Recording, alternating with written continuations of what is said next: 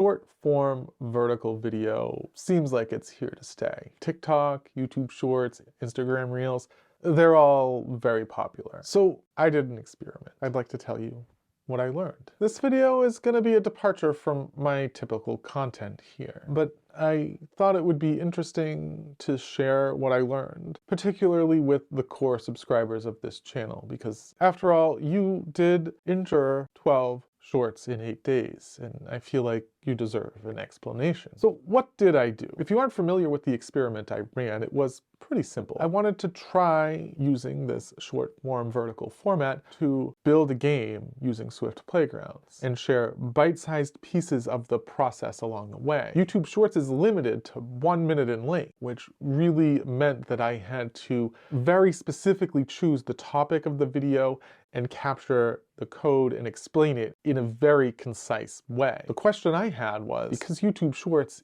is new and they're trying to compete with TikTok, would this outlet get more reach for this channel? And if so, would it bring subscribers or new viewers to the channel? The project I chose to do was fairly simple. It was a game called Bug Smasher, built in SwiftUI using Swift Playgrounds. It did have some cool things to talk about, like creating drag and drop effects, a hover effect, and more. So what did I learn? At first, things were pretty easy and everything was going well. The initial setup of a Swift Playgrounds project is something I've done a number of times, so the complexity of what I was doing is not difficult. As the videos started to go live, I noticed some interesting things about YouTube Shorts. Yes, they do bring viewers, but there's some strange behavior associated with this viewership. The way Shorts works, it seems like YouTube takes your video and basically puts it on the YouTube Shorts feed or the YouTube Shorts shelf. And this feeds the video to viewers who are just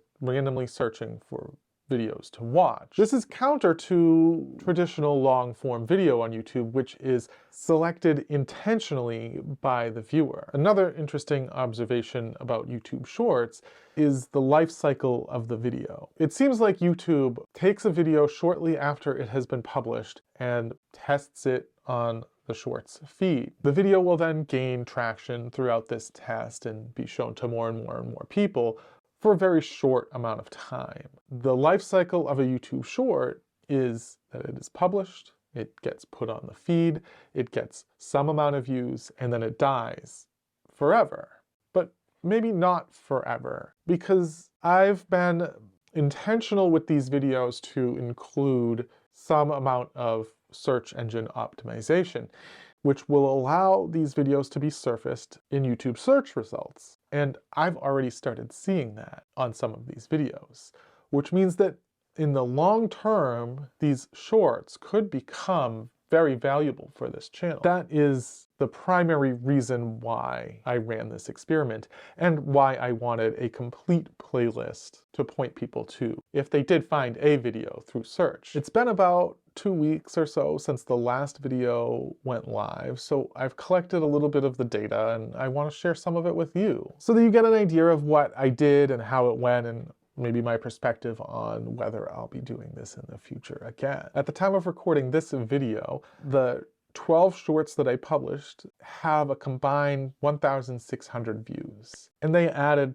7 subscribers to the channel. That's not impressive. I was hoping for much more than this, especially when you read about how successful these short form vertical videos can be for other channels. There is opportunity for this to just be the beginning of this particular experiment, because these videos were created in a way to be highly searchable.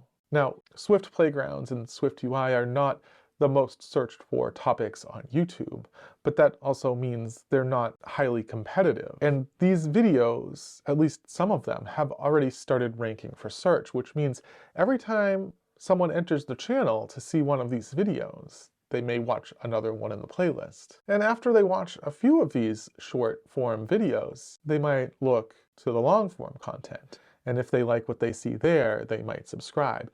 So it's more of a gateway into the channel and a hook to try and get more viewership here. Now, will it work long term? I can't answer that. Initially, I just wanted to test and see, how does the short form content work? How does it perform in the short term? Can it really pop off and give me a bunch of viewership and new subscribers? And do those new subscribers convert to long form content? The answer to that is, at least right now, no. The second question that remains to be seen is whether these videos will act as a lure down the road to attract people into my channel who are searching for Swift Playgrounds content. The biggest way for me to find out if this is going to work is when Apple updates Swift Playgrounds again. Because when they do that, they'll put out press releases, they may display it on stage at WWDC or some other event. And if they do that, it will get people searching for Swift Playgrounds. And at that point, these videos will be in place and they will hopefully be surfaced by YouTube. Anyway, here's the playlist of the experiment that I ran in case you missed it and you want to see it. I'll see you in the next one. Bye for now.